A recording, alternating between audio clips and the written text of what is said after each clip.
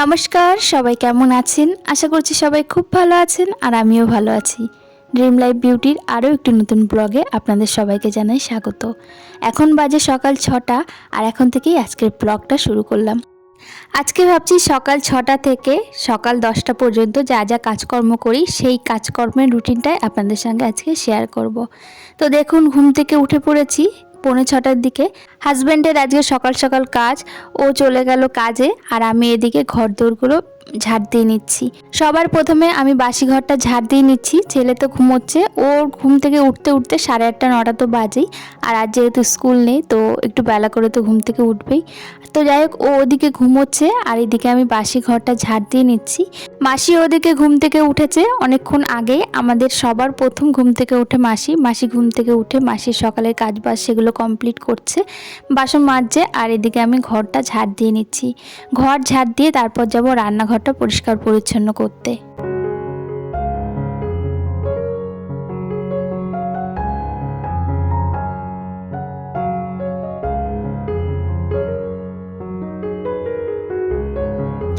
ঘরটা ঝাড় দিয়ে এবার রান্নাঘরে এসেছি। রান্নাঘরের গ্যাস, কাউন্টার টপ সমস্ত কিছু খুব ভালো করে মুছে নেব।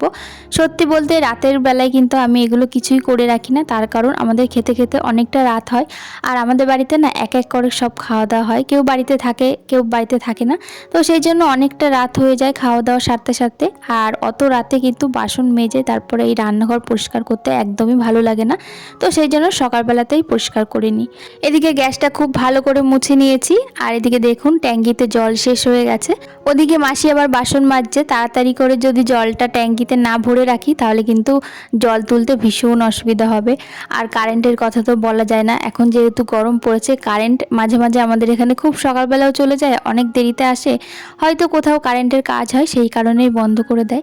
তো তাড়াতাড়ি করে আগে পাম্পটা চালিয়ে দিই, চলুন ট্যাঙ্কিটা ভরে যাক।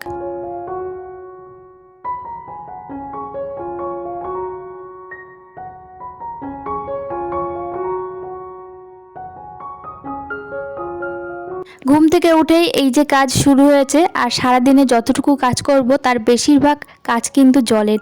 আর আমাদের বাড়িতে জলের সমস্যা নেই বললেই চলে, যেহেতু পাম্প বসানো আছে। কিন্তু অনেকের বাড়িতে দেখেছি প্রচণ্ড জলের সমস্যা আমাদের এখানে, যাদের বাড়িতে পাম্প নেই।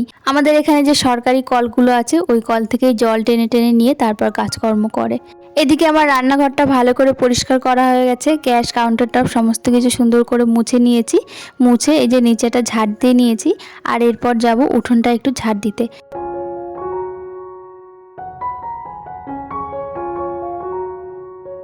বাসি কাজকর্ম কমপ্লিট করে তারপর হাত মুখ ধুয়ে একদম ফ্রেশ হয়ে তারপর চলে এসেছি রান্নাঘরে। আজকে সকালের জলখাবারে বানাবো রুটি আর তার সাথে বানাবো এই যে তরকা ডাল।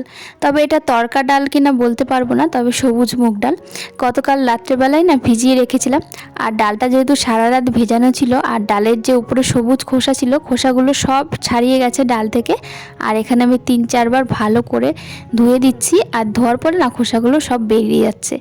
তো এটাকে তরকা ডাল বলে না, হয়তো সবুজ মুগ ডাল। এর মধ্যে নানান রকমের ডাল মেশানো নেই, শুধু একরকম ডালই আছে।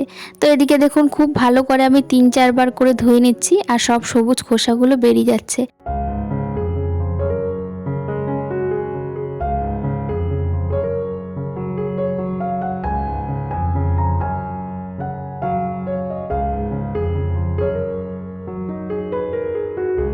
ডালগুলো ভালো করে ধুয়ে নিয়েছি, সবুজ যে খোসাগুলো আছে সবগুলো বেরিয়ে গেছে। তো এবার ডালটা প্রেসার কুকারে বসিয়ে 2 থেকে 3টে সিটি দিয়ে নেব। এই ডালটা তরকা ডালের মতন করেই রান্না করব। তো এদিকে সিটি দিয়ে আগে প্রেসার কুকারটা বসিয়ে দিই, চলুন তারপর যা যা লাগবে সেগুলো কেটে কুটে নেব।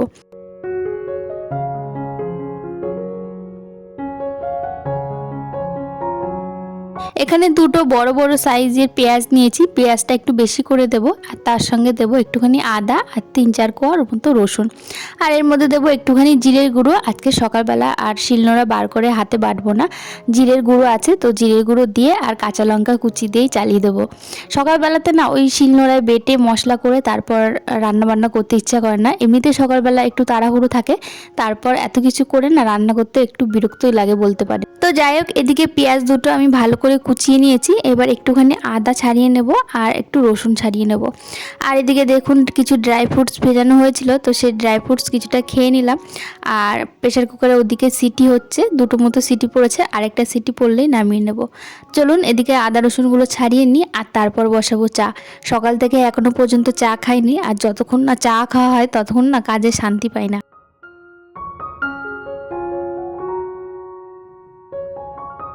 এদিকে ডালটা আমার সিটি দেওয়া হয়ে গেছে, আর এদিকে দেখুন প্রেশার কুকার থেকে জল বেরিয়েছে। এই যে প্রেশার কুকার, এই জন্য আমার একদম ব্যবহার করতে ইচ্ছা করে না, খুব একটা ব্যবহার করিও না।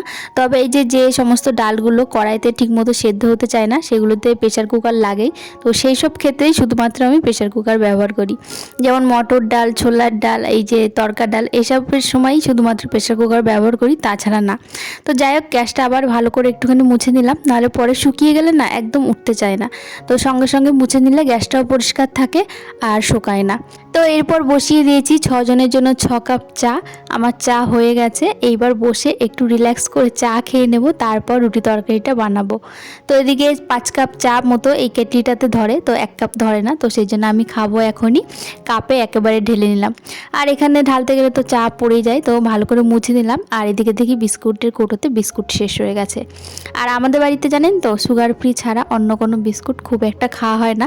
যত রকমেরই বিস্কুট চায়ের সঙ্গে খাই না কেন, চায়ের সঙ্গে এই সুগার ফ্রি বিস্কুটটাই যেন ভালো লাগে। তো সব সময় যখনই বিস্কুট আনা হয়, এই সুগার ফ্রি বিস্কুটটাই আমরা আনি। তো এদিকে বিস্কুটটা কৌটোর মধ্যে ঢেলে নিলাম, এবার একটুখানি বসে শান্তিতে চা খেয়ে নিই।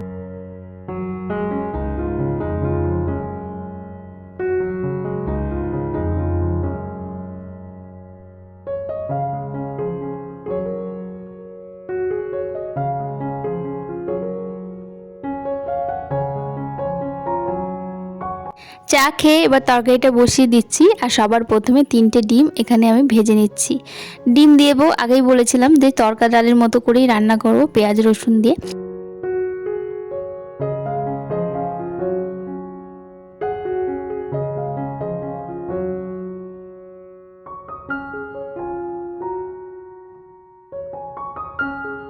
ডিম ভেজে উঠিয়ে নিয়েছি হালকা করে। এইবার কড়াইতে তেল দিয়েছি, তেলটা গরম করার পর শুকনো লঙ্কা জিরে ফোড়ন দিয়েছি, আর তারপর পেঁয়াজটা দিয়ে একটু লাল লাল করে ভেজে নেব।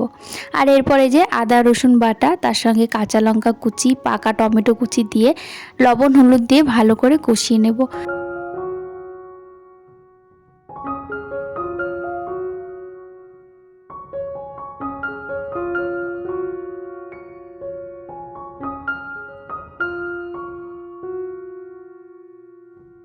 মশলাটা ভালো করে কষিয়ে তারপর সেদ্ধ করা ডাল দিয়েছিলাম, দিয়ে একটু জল দিয়েছিলাম কারণ আরেকটু ফুটবে সেই জন্য। আর এরপর ডিমগুলো দিয়ে দিলাম, আর এর মধ্যে ভাজা জিরে ধনে বাটা দিলাম, আর দিয়েছি ধনেপাতা কুচি, আর একটুখানি চিনি দিয়েছি, দিয়ে তারপর নামিয়ে নিয়েছি। তারপর যা বাসন হয়েছে টুকিটাকি বাসন, কড়াই, একটা ঢাকনা আর খুন্তি, তো এটা সাথে সাথেই মেজে রাখলাম। এবার হচ্ছে রুটি বানানো হবে, আর রুটিটা আমি বানাবো না, আমার যা বানাবে। তো ওর আটা মাখা হয়ে গেছে, ও রুটি বানাবে, আর এদিকে যাব আমি ছেলেকে ঘুম থেকে তুলতে।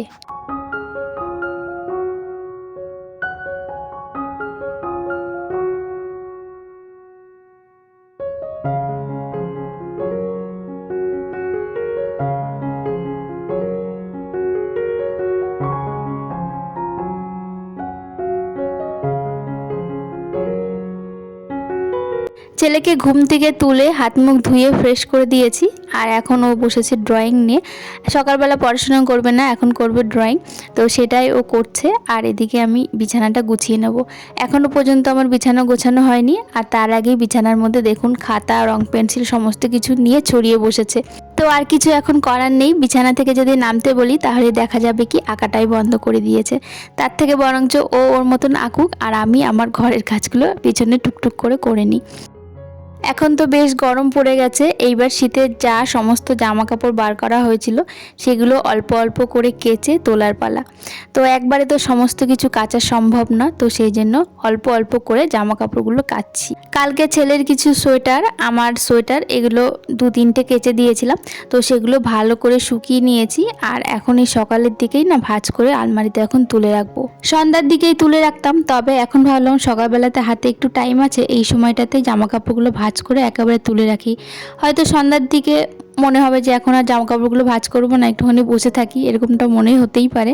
তো সেই জন্য হাতে এখন যেহেতু একটু সময় আছে, তো সেহেতু জামা কাপড়গুলো ভাঁজ করে আগে জায়গার জিনিস জায়গায় রাখি। নাহলে কি বলুন তো, ওই এক জায়গায় জড়ো করে রাখলে আবার যদি নোংরা হয়ে যায় আবার কাচা সম্ভব হবে না। একেতে প্রতিদিন এত জামা কাপড় কাচতে হয়, জামা কাপড় কাচতে কাচতে মানে পাগল হয়ে যাওয়ার মতো। তো তবুও যেন কাচাকুচি শেষ হয় না।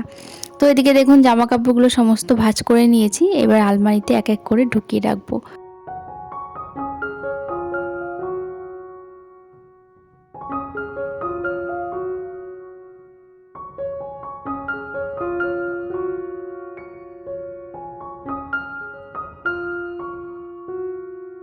তো যাক, কিছু জামা কাপড় তো কেচে আলমারিতে তুলে রাখা হলো।